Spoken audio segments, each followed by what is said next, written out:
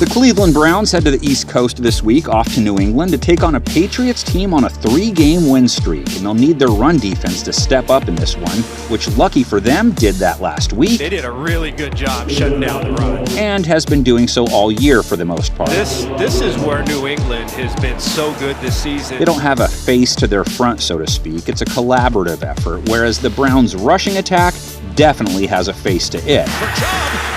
Chubb's inside the 20. Nick Chubb seems all healed up, and that makes him the centerpiece of Cleveland's offense once again. To him on 2nd and 10, and he breaks a big one. He might take it all the way. And as has been detailed before, Chubb's effectiveness always seems to make Baker Mayfield play better, as does the absence of a certain wide receiver. And it's a great job of scanning the field, staying in there, and using his arm. How does a rating over 130 sound? Yards per attempt over 10, 2 TDs, no picks, and Game 1 post-OBJ. Look at Baker going long.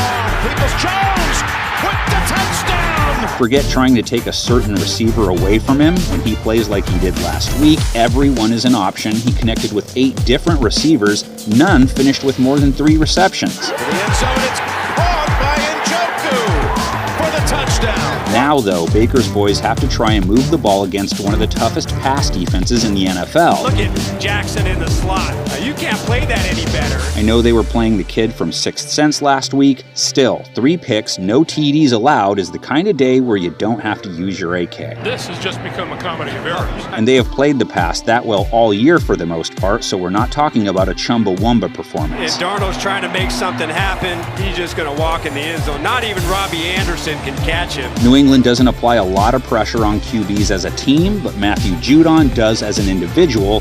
He picked up his 9th sack last week. Judon has been an absolute terror. And he has a chance to add to his total against the Browns. They're allowing around 2.5 sacks per game, giving up 2 last week. Here's Baker in trouble. There's the first sack for the Cincinnati defense. But the Patriots O-line has an even bigger task on its hands with the Browns' pass rush, which ranks top 10 in sacks, QB hits, and pressure rate. First and 10, there you go, the blitz, and get to Burrow. And the Patriots will have to keep their eyes on DB Troy Hill blitzing. Watch out, because there is Troy Hill.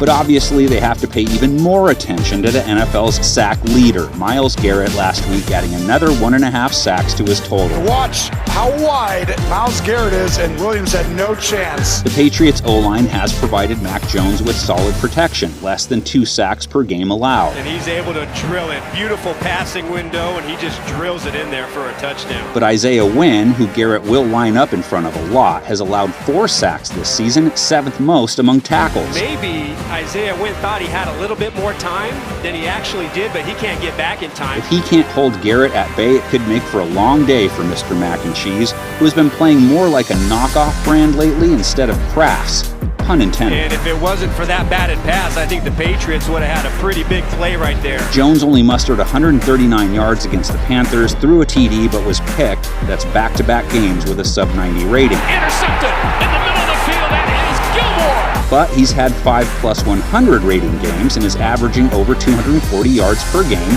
so he's been plenty adequate, especially considering he's in year 1. What a terrific play. Like Baker, he doesn't really have a go-to, and like the Patriots, the Browns' defense has also been tough to complete passes on. Quickly up in the air, and it's stolen. Again, another interception is Johnson this time. They picked off Joe Burrow twice last week. One taken to the house, didn't allow any TDs. How about that turn of events? That showing just boosted their already impressive numbers against passing attacks up another few rungs on the ladder. Ball comes out. Was it ever caught? They're ruling it incomplete. Instead of Alice Cooper, I want the next commercial Baker makes to include Bill Belichick. Like maybe he throws a football into his backyard and has to go knock on the door to get it. What would Bill tell him? Include your best line with your predictions in the comments section. Here are our prognostications. Like his backyard would look like Mr. Myrtle's, but I don't want Bill to end up being nice about it.